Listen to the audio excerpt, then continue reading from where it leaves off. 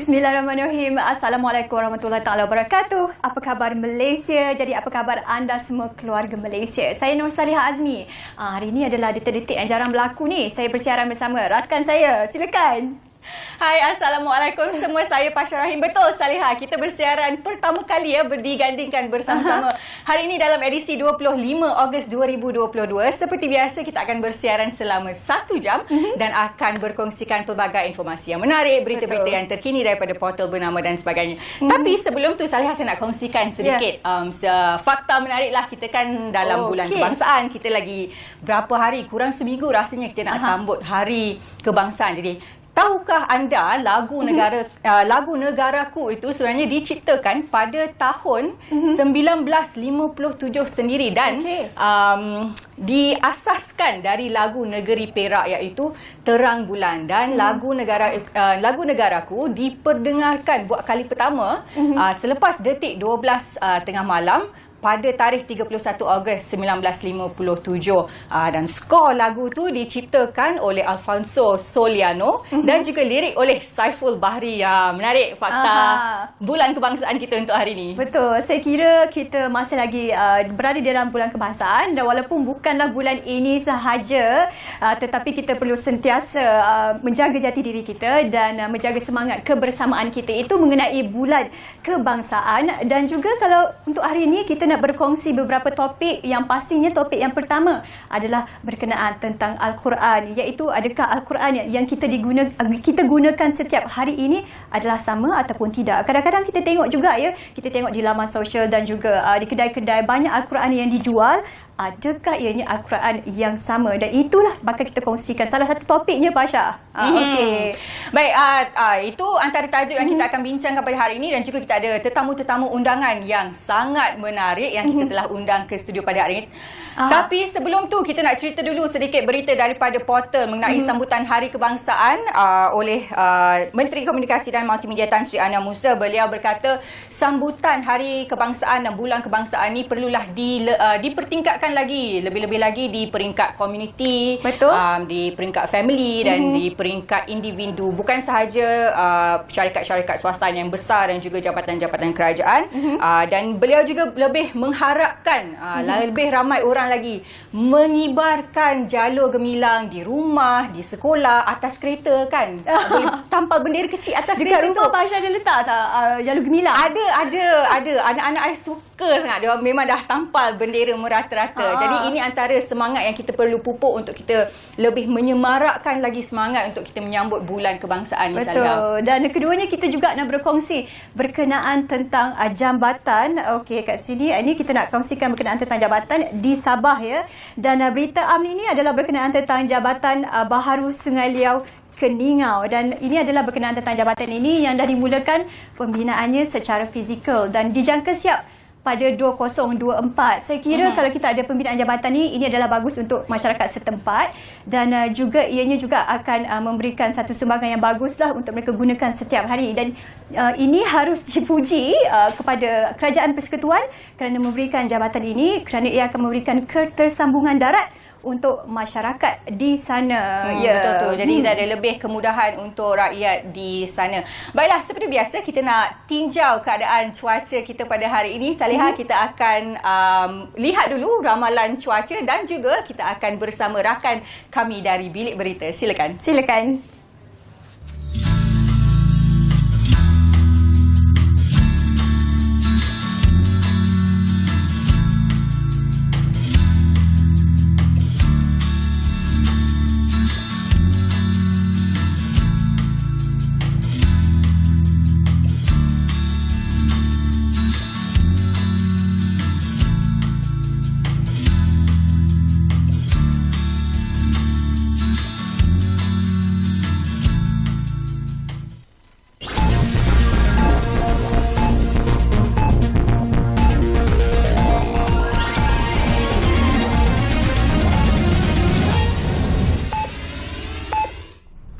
Salam hormat dari Bilik Berita bersama saya, Lina Palavi. Bekas Perdana Menteri Datuk Seri Najib Tun Razak tiba di Mahkamah Kuala Lumpur pada 8.27 pagi tadi bagi menghadiri sambung bicara kes One Malaysia Development Berhad 1MDB. Dan untuk perkembangan lanjut, kita berlintas langsung bersama dengan wartawan kami di sana. Silakan Zanariah Nurzin. Halina, dari penjara Kajang, Datuk Seri Najib dibawa menaiki SUV, dibawa dengan menaiki SUV berwarna hitam dan juga bercermin gelap, dan terdapat juga sekurang-kurangnya 5 kenderaan pengiring dan juga 3 motosikal yang mengiringi beliau membawa dari penjara Kajang ke Mahkamah Kuala Lumpur ini, kerana pada hari ini beliau yang sedang menjalani hukuman penjara 12 tahun untuk kes menyeleweng dana SRC International Sdn Bhd akan menghadiri perbicaraan kes One Malaysia Development Sdn Bhd 1MDB di Mahkamah Tinggi Kuala Lumpur, dan ini merupakan kemunculan pertama beliau semenjak menjalani hukuman penjara bermula Selasa lepas. Dan selain daripada itu juga beliau akan dibicarakan di Mahkamah Tinggi di hadapan Hakim Datuk Colin Lawrence Sekerah bagi penyelewengan dana 1MDB berjumlah 2.3 bilion ringgit. Selain itu, saya difahamkan esok Datuk Seri Najib sekali lagi akan dibawa dari penjara ke Mahkamah Tinggi ini bagi menghadapi perbicaraan kes meminda laporan audit 1MDB bagi mengelakkan dirinya dikenakan tindakan undang-undang. Dan seperti yang saya kongsikan sebelum ini, Datuk Seri Najib dan tiba pada pukul 8.27 pagi, dan kalau saya boleh kongsikan, sebenarnya agak jauh untuk saya kongsikan kerana tempat untuk petugas media berada adalah sangat terhad di kawasan mahkamah ini, dan ini adalah laluan utama yang dilalui sebelum kenderaan penjara membelok ke kiri dan akan menurunkan semua tertuduh ataupun orang kena tuduh yang akan menghadapi pertuduhan hari ini, termasuklah Datuk Seri Najib Tun Razak. Dan difahamkan sebelum kehadiran beliau di sini, mahkamah telah mengeluarkan perintah kepada pihak penjara supaya bekas Perdana Menteri itu menghadiri prosiding di hadapan Hakim Datuk Colin Lawrence Sekerah. Baiklah Halina, saya kira itu saja perkembangan yang boleh saya bawakan untuk dari bilik berita pagi ini. Teruskan bersama dengan Bernama TV kerana banyak lagi paparan yang boleh dikongsikan selepas ini. Teruskan Halina.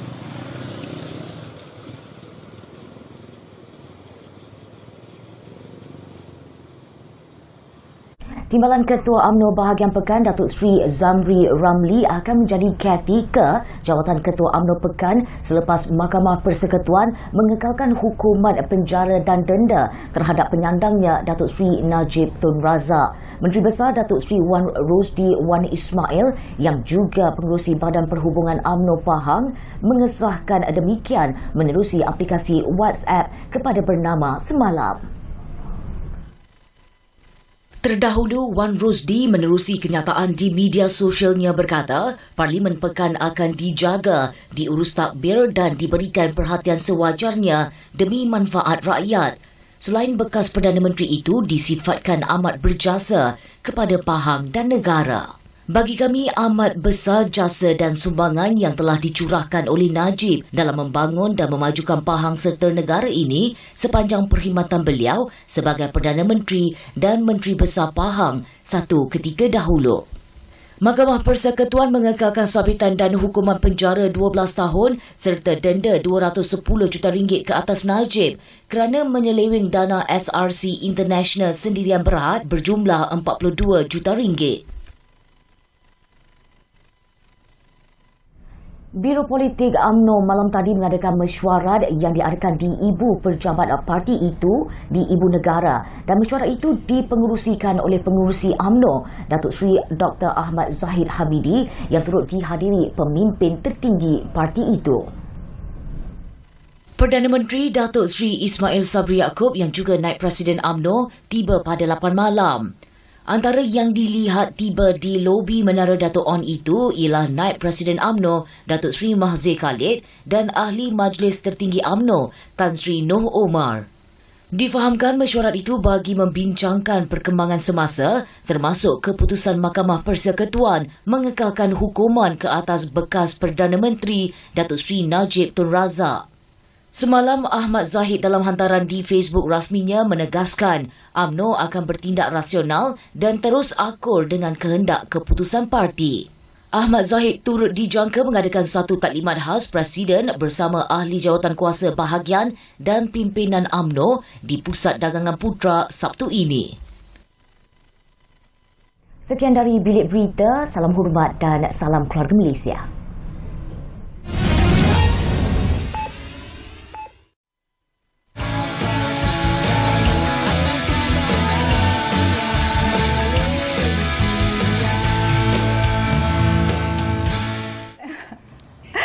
Kembali di Apa Khabar Malaysia, dan okey, tadi di awal program ini saya dah bercakap dengan Pasha mengenai pelbagai penerbitan Al-Quran, di antaranya yang moden dan juga ada yang tagging dan sebagainya. Jadi hari ini kita nak membincangkan bagaimana proses permohonan dan juga bagaimana ianya disahkan sebelum dijual ataupun berada di pasaran. Dan hari ini kita bersama dengan Ustaz Haji Muhammad Farid Hadi Haji Sharif, penolong Setiausaha Seksyen Regulatory Al-Quran dan Hadis, Bahagian Penguatkuasaan dan Kawalan Kementerian Dalam Negeri. Assalamualaikum Ustaz Farid, apa khabar? Waalaikumsalam warahmatullahi wabarakatuh. Baik, alhamdulillah. Salam merdeka. Itulah tu, kita masih berada dalam bulan kebangsaan Ya, kan. betul. Ustaz Farid dah kibarkan jalur gemilang ke belum? Belum, sudah. Ada yang sempat kita, ada yang kita akan sambut nanti secara besar-besaran ini pada 31 nanti. Ya, betul. Dataran Merdeka tahun ni. Betul. Okey, kita nak terus kepada soalan yang pertama mengenai peranan dan juga tanggungjawab KDN untuk proses-proses ini, Ustaz. Okey, terima kasih Salihah. Saya ingat yang ni sedia maklum. Misi KDN adalah untuk memastikan keselamatan dan keamanan dalam negara kita ni terjamin.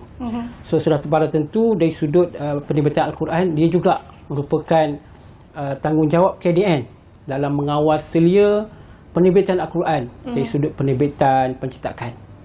Oleh justru itu, bagi menjamin ianya terkawal, kita ada pada KDN adalah Akta Pencetakan Teks Al-Quran 1986. So akta ni adalah suatu akta untuk menjamin di segi pencetakan, pengimportan, penjualan, penerbitan dan pengedaran. Supaya Al-Quran yang ada di Malaysia ini semuanya sama. So itulah kita nak memastikan Al-Quran ini terjamin di segi kesahihan dia, teks dia, supaya masyarakat kita, pengguna Islam kita menggunakan Al-Quran yang betul. Mungkin Ustaz Farid nak terangkan lebih lanjut apakah kepentingannya Al-Quran yang berada dalam dalam negara kita mendapat kelulusan dan perakuan daripada KDN ni. Yang sudah mestinya saya sebut tadi, bila Al-Quran contoh yang ni, Al-Quran KDN ni, untuk memastikan bahawa kesahihan dia, teks tu. Teks tu. Yang di luar ni biasanya memang akan berbeza lah. Masing-masing penerbit, pencetak, dia ada untuk nak menarik perhatian untuk orang mendapatkan Al-Quran tu, dia akan berbagai-bagai corak yang ada di luar. Tapi KDN memelihara, kita akan memastikan dalam ini adalah yang betul, yang sahih. Itu satu. Isi kandungan tu sahih. Itu penting.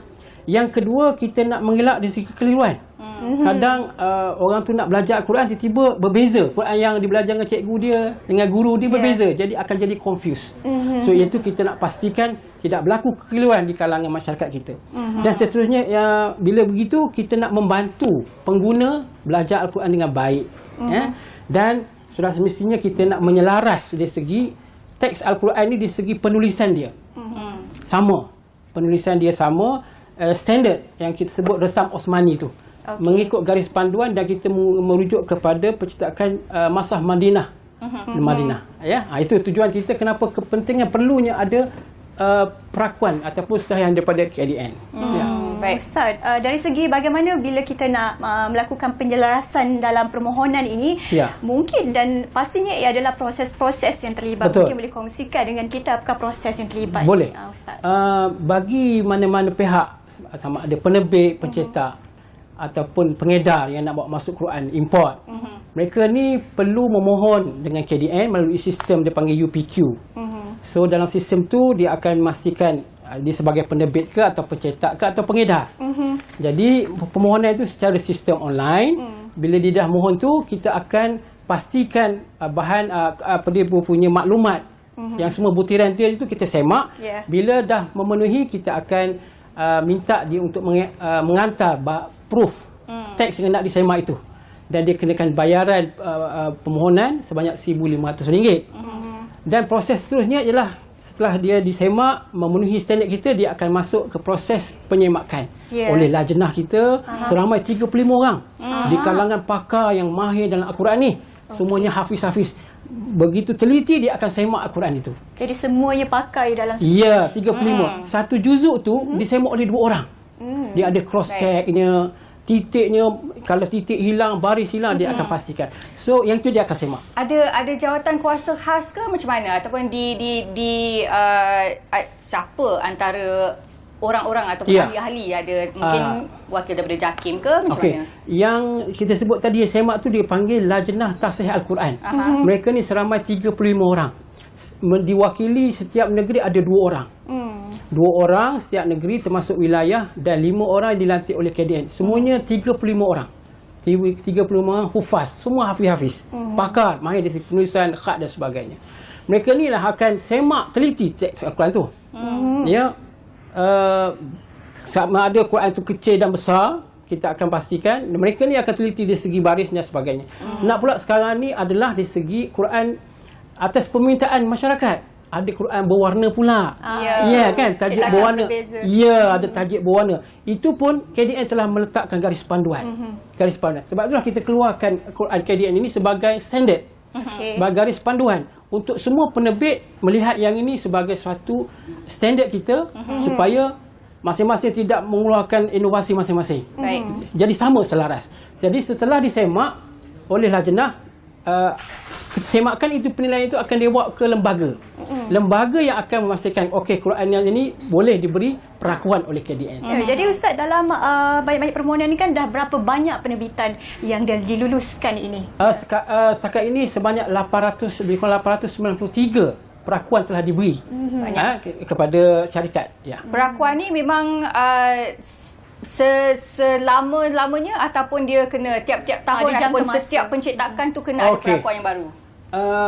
Boleh izinkan saya tunjukkan maksud perakuan ini. Perakuan ni berbentuk macam ini. Ini dia perakuan yang kita berikan. Perakuan ni. Alright. So perakuan ni sekali diberi sepanjang hayat.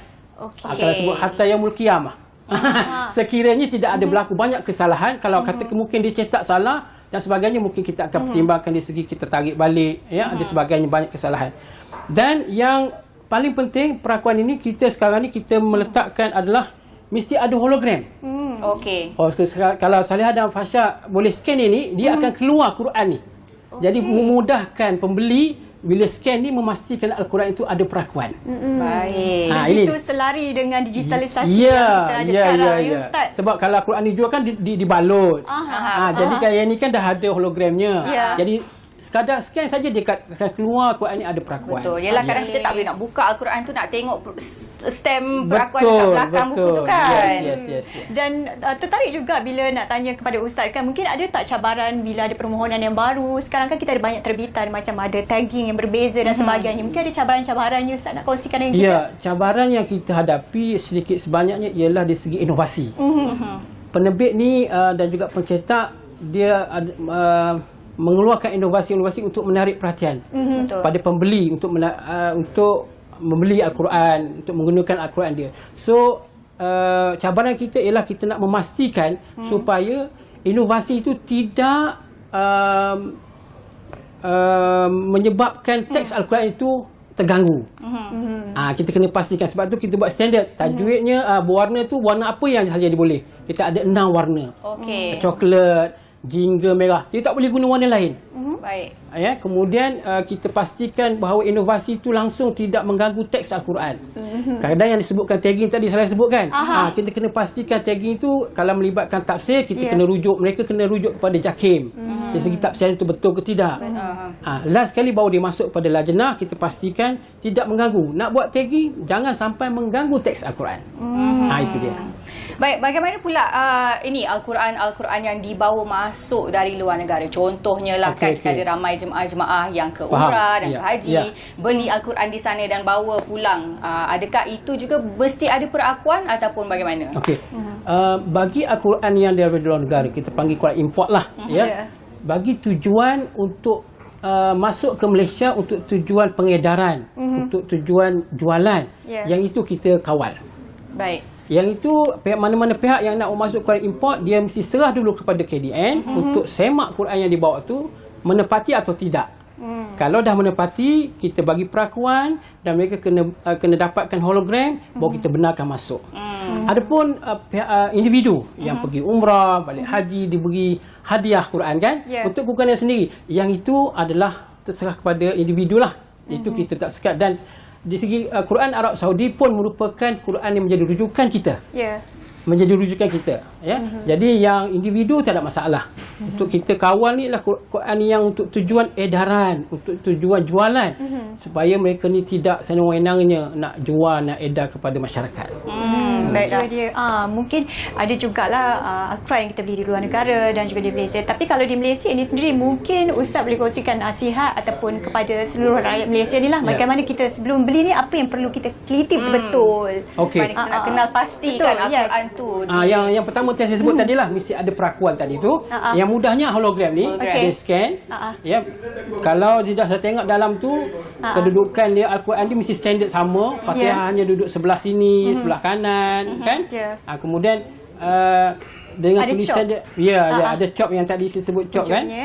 Ada chop hologram tu. Kemudian kena ada maklumat penerbit siapa, pencetak siapa. Sebab yang ni semua tertera dalam akta. Mesti diletak. Sebab kalau ada berlaku apa-apa kesalahan, pengguna dia boleh menghubungi penerbit. Dia kata, "Cik, ini salah ni." Jadi mereka ni boleh membaikilah kesalahan-kesalahan tu. Baik.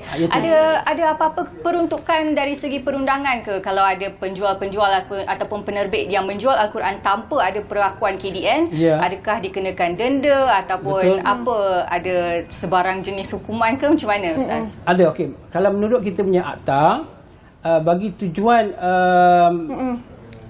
untuk jualan Quran yang dijualnya tidak ada ciri-ciri perakuan tu, mereka ni boleh diberi tindakan undang-undang lah.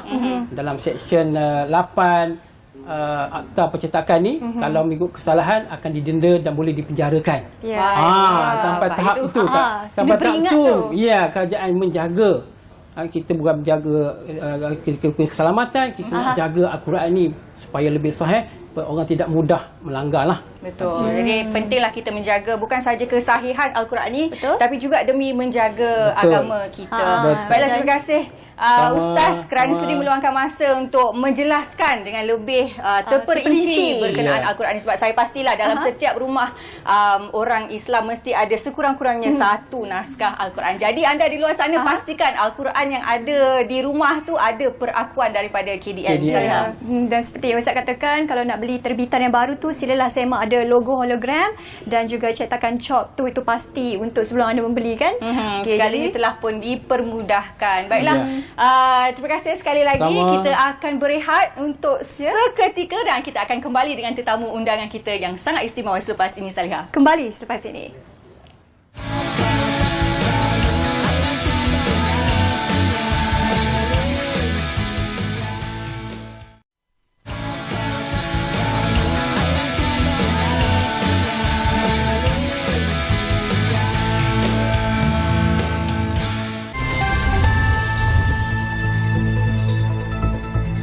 Baiklah, terima kasih. Sabah memperkenalkan 2 varieti baru tanaman iaitu avokado serta buah tarap hasil penyelidikan sejak 20 tahun lalu yang dijalankan oleh Stesen Penyelidikan Pertanian di Tawau. 2 varieti itu adalah avokado QAV3 dan tarap QTRP1 yang memiliki ciri istimewa antaranya mempunyai jangka matang lebih cepat dan penghasilan buah lebih besar serta banyak. Timbalan Ketua Menteri Sabah Datuk Seri Dr. Jeffrey Kitingan berkata 2 varieti buah itu boleh ditanam secara komersial dan berpotensi untuk dieksport serta diproses sebagai produk hiliran pada masa akan datang. Dan katanya kedua varieti tanaman itu akan memberi impak positif kepada perkembangan sektor pertanian Sabah kerana memberi lebih banyak pilihan kepada pengusaha dalam mempelbagaikan sumber pendapatan. Sementara itu, maklumat disalurkan oleh orang awam yang melihat aktiviti mencurigakan di kem pangkalan nelayan silam Lahad Datu pada Sabtu membantu pihak berkuasa mematahkan cubaan menyeludup keluar minyak petrol bersubsidi ke negara jiran. Pengarah Zon Maritim Lahad Datu, Komander Maritim Nik Muhammad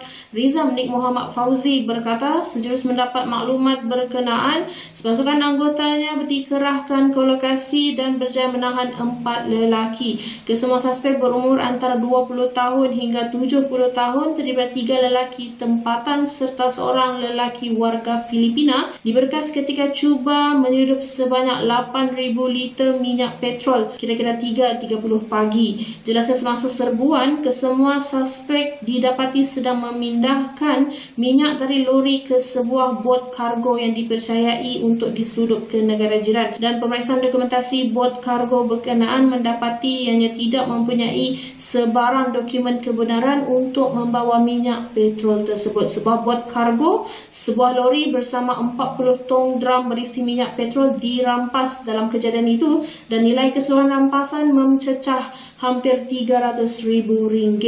Sekian itu laporan ringkas dari Sabah. Terima kasih.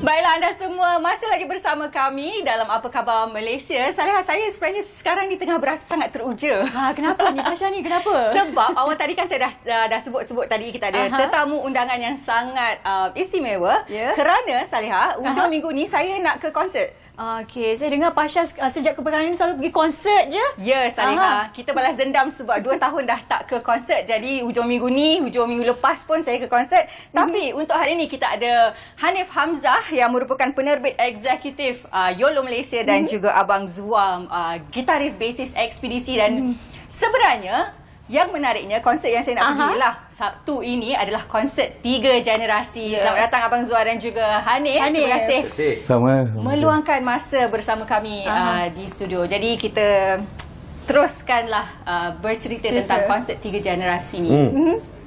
Apa inspirasi, macam mana boleh tercetusnya idea nak buat konsert 3 generasi dan kenapa 3 generasi? Kenapa bukan 2, kenapa bukan 4? Dia paling mudah kata orang rindu pergi rock concert lah. Lepas kita habis fasa pandemik, nak masuk peralihan endemik kan. Tapi saya pula personally sebagai salah seorang penganjur ni memang mengidamkan konsert rock. Dan saya ni tak ada genre yang saya minat. Dia tak ada macam, oh saya memang nak kena metal juga, saya memang nak kena punk rock, tak ada. Jadi idea tu tercetus bila duduk dengan kawan-kawan, kita buatlah semua-semua dalam satu show. Jadi 3 generasi tu pasal kita tahu rock ni sepanjang zaman lah. Ada time 80-an, hujung 80-an ada Ekspedisi cantik, kita panggil Ekspedisi. Habis 80-an tu, 90-an time Spider pula tengah top, kita panggil Spider. Lepas tu sekarang ada No juga tahun 2000. So kita panggil lah 3 generasi. Semuanya pasal kita tahu orang minat rock ni kadang-kadang dia bukan datang nak tengok metal je, dia nak kasi yang ni sikit, yang ni sikit. So itulah inspirasi dia 3 generasi kan. Itulah macam Hanif katakan, bila berlepak dengan kawan pun boleh dapat cetusan idea ni. Betul. Pasha. Jadi dia mulanya sebenarnya sebagai konsert kawan-kawan lah sebenarnya. Yang menganjur tu kawan-kawan, sekarang dah berkawan lah. Sebelum ni saya tak pernah jumpa Abang Zua kan. Tahu sebagai ekspedisi je. Dan kita tanyakan soalan kepada Abang Zua juga ya. Selamat datang sekali lagi. Saya nampak teruja dah terus teringat lagu-lagu semua ekspedisi yang lama ni. Jadi kita nak tanyakan untuk persiapan konsert nanti macam mana? Kami konsert ni bagi kami satu benda yang baru lah. Dapat kolaborasi kan. Join 3 generasi kan. Kami otai lah. Betul, yang paling otai sebenarnya. Kami rasa kami dihormati lah. Kami dapat bersama mereka kan. Yang Spider dengan yang orang lebih tahu kan. Kami ni metal sangat. Kami tak pernah konsert dengan band-band macam ni. Biasa kami dengan heavy metal je, rock je, ada boring. Kali ni kita tukar generasi macam ni. Kita bagi 3 generasi. Persiapan tu kami praktis awal-awal lah. Memang kami biasa praktis lah. Hari-hari praktis tak ganti-ganti. Macam mana boleh setuju untuk nak bersama dalam konsert 3 generasi? Yelah, sebab mesti peminat tu lain-lain umur kan. Rasa-rasanya peminat Spider, peminat Noh ni boleh masuk ke dengan lagu-lagu ekspedisi ni? Itu kena penganjur-penganjur dia aturkan kami. Woi, passing soalan kat saya bang. Untuk saya, pendapat saya lah. Kalau pun ada pendengar peminat Noh tak pernah dengar ekspedisi, inilah peluang dia. Kalaulah ada peminat ekspedisi tak pernah tengok Spider live, inilah peluang dia. So kita cross peminat supaya tak tertutup sangat. Aku minat Noh seorang je, style ini je kan. Minat ekspedisi je. So inilah peluang dia untuk kita buka mata kita. Rock ni macam-macam. Rock ni bukan satu je kan. So itulah panggil Abang Zua. Abang Zua pun setuju. Abang Zua on. Semua on. Bila saya tak langsung, peminat-peminat yang tak mengenal kami, dia akan kenal. Itu lah. Dan kita nak tanya juga kepada penganjur lah, sasaran konsert ni macam mana? Tu mungkin nak kongsikan dengan kita. Sasaran maknanya macam penjualan dari tiket. segi penjualan tiket dan sebagainya. Berapa ramai orang yang ras-rasnya? Kita boleh fit kalau lokasi Z Kuala Lumpur tu maksimum kalau diduduk semua berkursi 2,500. Tapi kita ada standing area juga. So total yang boleh kita masukkan sebenarnya 4,000 lah. Tapi kalau 5,000 tu pushing it lah orang kata kan. Tapi saya dengan Pasha akan duduk kan, bukan berdiri Yang saya tahu Pasha ni dia walaupun berkawan dengan saya, dia tak minta tiket free. Dia beli dia ni. Pasha bagi bang nak tengok ekspedisi. Awal-awal dah confirm. Betul confirm. Kalau call awal-awal tu settle lah. Kita kena sokong industri muzik tempatan kita. Jadi antara 5,000 yang beli tu adalah Pasha ni. Masih lagi kita buka untuk membeli, sama ada di yoloasia.com. Yang itu secara webnya lah. Tapi kita akan buka di box office Z Kuala Lumpur juga bermula besok. Baru je saya pesan dekat Abang Zua juga untuk kongsikan. So dua-dua tu boleh belilah. Cakap pasal tiket, harga tiket berapa? Tu yang paling penting. Tiket dia bermula kalau Rock Zone standing tu 300, yang tinggalnya 300 tu lah. Yang masih ada. Ya betul. Yang lain-lain semua dah sold out, yang berdiri tu semua terjual alhamdulillah kan. Tapi kalau nak tahu dia punya detail lebih lanjut, sebab dia 300 tu saya buat angka bulat je tu. Okey, ada harga bulat ada. Buka dekat YOLO_Malaysia Instagram. Senang dia, YOLO_Malaysia. Okey, jadi semua maklumat ada di Instagram YOLO_Malaysia. Baik. Nanti kan kemeriahan untuk konsert nanti kita tanya Abang Zua lagu apa yang nak dibawakan ni. Lagu-lagu legend semua ni. Saya pun masa pun tak banyak, tiga grup main kan. Dari kami 40 minit je kan. Kami tak nak bercakap lah. Ingat tu rushing show lagu saja. Ada apa-apa perbaharuan ke daripada segi arrangement lagu ke macam mana? Arrangement biasalah. Kita akan medley lagu-lagu tu. Nak main semua lagu banyak kan. Kita album berapa dah banyak. Kita medley sikit-sikit bagi orang rasa tak puas. Sikit-sikit bagi. Kita akan turunkan Abang Zua daripada atas. Ada gini-gini macam tu juga datang dah tengok. Datang lagi. I pergi. Nanti tanya Pasha. Baik, dari segi sebab kita ada 3 persembahan 3 artis lah sebenarnya, Noh Saleh, Spider dan juga ekspedisi. Akan ada mungkin duet ke ataupun setiap artis tu akan membuat persembahan secara individu? Noh Saleh, Spider, ekspedisi macam tu. Individu lah, tapi last ending konsert tu semua grup keluar nyanyi sama kami. Dengan ekspedisi lah. Tak So, pernah akan- tengok punya. Tak pernah tengok. Okey, jadi akan ada sesuatu yang penonton kita boleh Betul. Ya. tahulah di hujung konsert Ya, tu. Ya, betul. Kan? Of course. Mungkin nak kongsikan juga hari ini kan dan nak menjelang konsert ni mungkin kita penganjur kata-katanya. Okey, kata-kata kalau anda menginginkan satu konsert rock yang tidak pernah dilakukan, menggabungkan 3 generasi daripada 3 dekad yang berbeza, silalah ke yoloasia.com untuk mendapatkan tiket anda. Ini YOLO Live Sessions 3 generasi menampilkan Noh Saleh, Spider dan juga Ekspedisi 27 hari bulan Ogos di Z Kuala Lumpur. Kita rock sama-sama. Kepada Abang Zul juga. Sama lah, datanglah saksikan kami lah. Yang mana yang otai-otai atau budak baru yang lama tak menyaksikan kami beraksi kan. Kita dah 2 tahun berkurung kan. Datanglah ke Z Inari, support kami lah industri kita ni. Itu Baik, saja. kita ada lagi 2 hari kalau tak silap kan. Sabtu ni kan. Khamis, Jumaat, Sabtu. Oh, iyalah. Lagi 2 hari. 2 hari je. 2 hari. Okey, mungkin tak bagi tahu penonton kita di luar sana, tarikh 27 hari bulan, Ya, Sabtu, pukul berapa, di mana Z Kuala Lumpur tu? Z Kuala Lumpur ni, kalau orang lama Kuala Lumpur dia akan ingat penjara Pudu lah. Baik. Dekat kawasan ni Tapak tu. dia. Ya, betul. Sekarang ada Lalaport Mall, sebelah tu ada satu lagi bangunan BGM tu. Sebelah berjaya apa? Betul. Dia satu jalan dengan Berjaya Times Square tu dekat sebelah Z Times Kuala Square. Lumpur kan. Parking kat situ boleh, kat Lalaport boleh, surau pun Lalaport ada, Z Kuala Lumpur ada surau, so boleh datang awal. Nak makan-makan semua senang kat situ. Baik. Dia bukan stand alone satu tempat je kan. Kita buka hall kita pukul 7 malam. 8 malam pun konsert start lah. Biasa boleh beli-beli, nak makan-makan, ada barang-barang jualan daripada band. Merchandise kita ada, merchandise. So kita tak payahlah nak beratur daripada pukul 5 pagi. Tak, yang tu tak. payah. Itu jauh kan. Lama kan. Dan tu kita kata dah bagi semua informasi kan. Mungkin kalau macam konsep macam ni mesti ada co-sponsor ke apa, Hanif ke? Mungkin Okey, untuk, antara konsert yang ini terlibat. menaja, of course kita ucapkan terima kasih kepada Maraliner. Dan tentu sekali kita, pengambilan kita tentang Maraliner sebab kita tahu kebanyakan yang meminati band-band ni bukan saja di Kuala Lumpur. So kita pilih untuk kolaborasi dengan Maraliner, juga daripada pihak Ministry Tourism Malaysia. Okey, tourism pun ada. Tourism Malaysia juga support kami. Jadi terima kasih kepada pihak-pihak yang menganjur lah. Selain pada tu, band lah. Memang terima kasih kepada band-band kerana bertungkus lumus praktis. Ni video band praktis ni. Terlibat itu yang kita dia. pamerkan. Itu Tam tengah praktis tu. Jadi itulah, kami memberikan yang terbaik untuk anda yang datang dan menonton YOLO Live Sessions 3 generasi. Harap terhibur. Pasti je terhibur lah Pasha. Pasti saya dah tak sabar nak pergi hari Sabtu nanti. Kalau Pasha dah ada tiket tu, kalau tadi Hanif kata ada lagi kan, saya selepas ni terus nak beli je. Baik, terima kasih. Saya Boleh. terima kasih. Ataupun hari Sabtu tu juga boleh terus Boleh pergi juga. ke Z Kuala Lumpur. Z Kuala Lumpur ada. Boleh. Selagi Tiket pun masih ada lah tiket. Jumaat dah start Jumaat dah jual. Jumaat dah start, besok dah start. Dan kami faham, bukan semua. Yelah, kalau generasi yang betul-betul follow Ekspedisi dulu, kadang-kadang dia orang tak minat beli online ni. Memang ada physical tiket. Boleh walk in lah. Boleh walk in. Tapi mungkin ada juga yang rasa-rasa macam tak tahu lagi Sabtu tu boleh pergi ke, tak boleh pergi ke kan. Waktu-waktu terakhir, rasa-rasa sempat lagi ni nak pergi konsert. Terus pergi ke Z Kuala Lumpur, beli tiket dekat situ boleh. terus ya. Monorail Hang Tuah, turun kat situ, jalan kaki sikit je. Siap cakap monorail Hang Tuah. Monorail Hang Tuah. Sebelah bangunan Lalaport. Ya, betul.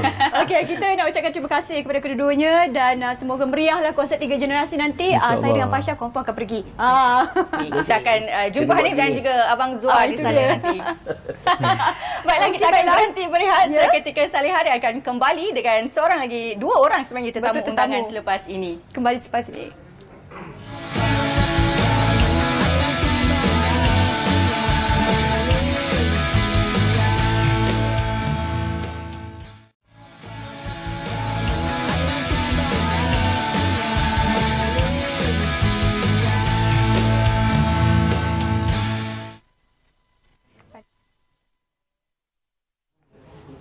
Alright, kembali di Apa Khabar Malaysia. Tadi kita dah juga berbicara berkenaan konsert 3 generasi. Begitu teruja dan gembira saya dan Pasha tadi bercakap tentang konsert. Tetapi untuk blog ini kita nak berbicara berkenaan rock, blues, Latin. Dan kalau Pasha pernah dengar tak apa nak dikata lagu ni? Lah, siapa tak pernah dengar lagu tu? Legend kan? Betul. Okay. Dan kalau kita nak relate kepada lagu ni, kita ada tetamu di studio iaitu Datuk Itu Muhammad daripada Blues Gang dan juga Ruzlan Omar, Sons of Adam. Selamat datang saya ucapkan kepada kedua-duanya. Terima kasih. Terima kasih kerana sudi meluangkan masa datang ke studio kami pada hari ini. Ya, dan kita nak mulakan juga satu soalan yang pertama berkenaan tentang bagaimana tercetusnya idea untuk adakan acara ini kepada itu. Idea ni sebenarnya tercetus daripada Brother Lan jugalah. Okey, sama-sama. Dia yang panggil Blues Gang, tanya Blues Gang. Macam kalau kita buat perform di Ampang Jazz tempat tu pada 30 hari bulan. Saya cakap okey dan Baik. Ni show lepas rindu ke macam mana? Sebab yelah kita ramai antara pemuzik-pemuzik kita kan selepas 2 tahun pandemik, lama tak buat persembahan. Adakah ini show yang sebegitu untuk melepaskan rindu bukan saja untuk peminat tapi juga untuk pemuzik sendiri? Mengenai pasal showcase ni, kita dah mula pada 2010. Kita buat event ni dah 11 kali dah. Semenjak PKP tu kita terpaksa every year kita buat. Benda ni kita buat untuk generasi pemuzik-pemuzik blues yang betul-betul minat blues. Kita bagi peluang dengan, of course, Blues Gang lah kita punya yang main tu lah. Dia yang betul-betul punya blues punya konsep. Dan kita jemput band-band yang ada masih boleh bergerak dalam industri muzik blues. Itu yang kita sekarang ni kita bergerak lah di tempat ni sekarang ni. Kita buat event ni. Baik, bila kita mendengar lagu-lagu Blues Gang sebagainya, kita tahu dia adalah santai, dia ada vibe dia yang tersendiri. Vibe tu kita tengok kepada itu Dan kita nak tanyakan bagaimana pula kalau bila untuk acara ini persiapannya untuk pastikan suasana itu yang orang kata penaik masa acara itu berlangsung nanti. Okey, seperti biasalah. Memang setiap kali konsert kita akan buat persiapan. Kita akan praktis, kita make sure that lagu mungkin pada malam tu kita main dalam setengah jam setengah jam dalam 5-6 lagu Di mana lokasinya tu? Lokasinya tu. Lokasinya di nama tempat tu Jazz Ampang 103. Di rumah itu dia VT. Di rumah Datuk Nick Azmi. Dia yang bagi peluang kepada kita buat persembahan di tempat tu. Saya pun berterima kasih kepada Datuk Nick Azmi bagi peluang kepada pemuzik yang lokasi dia begitu eksklusif sekali Pasha. Betul. Jadi selain daripada Abang Itu dan juga Abang Ruslan sendiri, siapa antara band-band ataupun penyanyi-penyanyi lainnya yang akan membuat persembahan malam tu? Yang buat persembahan malam tu of course kita punya acara Blues Gang. Dia yang main. Sebab yang lain tu saya akan jemput yang band-band yang ada sekarang ni. He got the band tapi saya tak dia ambil yang pick up band. He's got the name already. Macam contohnya saya jemput sekarang ni Zubira Pepper Brew nama dia, dan Nabil Nazmi trio. He's young boy, very good. He's coming up the blues concept. And of course Son of Adam lah. Son of Adam tu. Dia boleh lihat di kaca TV sekarang, dia tertera poster. Siapakah yang terlibat lagi? Acara rock blues Latin. Okey. Tapi mana datangnya Latin ni? Unsur-unsur Latin ni dari No, Latin ni tak semestinya Latin. Latin also dia ada part of blues also dia kalau kita bukan Latin 100%. Macam rock pun dia pun tak ada 100% rock, dia pun ada blues punya konsep. Kita tak boleh asingkan Latin dengan blues, tak ada. Dia memang itulah dia punya dalam kategori itu juga. Dan saya boleh bagi example Santana. Santana is the best Latin blues. Cukup popular Okey, kita tanyakan kepada itu juga untuk acara itu nanti Fasha. Mungkin ada lagu-lagu istimewa yang bakal dibawakan, nak kongsi dengan kita hari ini. Okey. Ada sebuah lagu sebenarnya lagu ni lama juga saya dah buat tapi memang jarang dimainkan. Ini istimewa ni. Nama lagu dia Ribut Pendamai. Pasal saya rasa lagu ni ada kena-mengena dengan konflik itu hari. Jadi saya harus nyanyikanlah lagu ni. Dia lagu baru jugalah. Ribut Pendamai nama lagu. Cukup inspirasi, tajuknya pun dah cukup berinspirasi tu. Kan? Betul. Dari segi malam itu sendiri, selain daripada persembahan, apa lagi yang akan ada untuk malam tu lah? Okey, minta maaf saya terlupa nak sebut pakai yang artis-artis yang dijemput tu. Hati-hati yang jemput tu seperti Sarah Ignor. Dia dapat title Tina Turner of Malaysia. Oh, wow. That one I bring up because dia punya tone is blues tone. Then Talib, the X Sounds of Rhythm punya itu pun dia akan sama. Then Roland from dari Bonfire, kita panggil as a gitaris jemputan. Banyak yang lalian dia dah lah. Alright. Jadi bagi peminat-peminat genre blues ni memang rock akan kenal artis-artis yang disebut tadi itulah. Baik, soalan tadi, selain daripada persembahan, apa lagi yang akan ada malam tu? Ada main merisau juga apa? Bunga api ada. Gimmick istimewa. Malam ti event tu kita ada, I buat ni idea, I punya idea. Kita ada drum berpantun. Right. Drum berpantun tu bermaksud I put 2 drum set. I call lah siapa-siapa yang nak main duduk satu drum, I just berpantun lah. Dia main sini dulu, lepas tu main sini. Kita berbalas drum ya, bukan berbalas pantun, tapi dia drum berpantun. Berbalas pantun dengan drum. Baik, mungkin antara Abang Hector ataupun Abang Ruslan nak bagi tahu penonton kita di luar sana yang berminat, mungkin yang pertama kali dengar acara Rock Blues Latin ni, tiket harga berapa boleh didapati di mana? Tiketnya berharga RM80 RM80 dan boleh didapati melalui saya Cik Lan Roslan dan lepas tu RM80 tu kita dapat apa ni, show and dinner sekali. Jadi bukanlah persembahan semata-mata, ada juga dinner sekali. Kalau nak datang bersalahnya, tapi kena beli tiket lah. Itu pasti. Macam saya sebutkan tadi, kita kena sokong industri muzik. Acara tak bolehlah minta semua percuma kan. Baik, harapan daripada Abang itu sendiri untuk majlis ni lah, mungkin untuk merapatkan lagi peminat-peminat genre blues, dan silakan. Okey, since tempat tu pun bukanlah besar sangat ya. Saya rasa boleh isi dalam 200 orang ya. Lebih 200 orang. Jadi pada peminat-peminat blues, rock, Latin ni tadi, jangan lupalah datang pada malam itu, dan juga kita meraihkan Hari Kemerdekaan. That's why kita buat pada 30 hari bulan ya, untuk menyambut 31. Dan pada peminat blues, peminat rock dan Latin, jangan ketinggalan lah. Ini memang special punya apa orang cakap, punya show lah. Special show. Show ya. Okey. Dan kepada Cik Roslan juga, kita juga ada untuk acara macam ni kan, Latin, kita cakap tentang blues kan. Jadi apa ekspektasi kepada yang akan datang nanti, mungkin nak kongsikan dengan kita? Yang pemuzik-pemuzik yang akan datang. Ya, betul. Sebenarnya benda ni kita kena belajar pada bawah dulu, dari segi apa lagu muzik pun sikit. Kan, macam blues ni kita boleh senang cakap kita boleh main blues. Tapi kita kena lagi itulah kata dapatkan betul-betul what is a blues. Contoh macam rock band pun, kadang kita ni petik 2 gitar dah kata boleh main rock. Sebenarnya kena belajar macam mana apa dia rock, apa dia blues.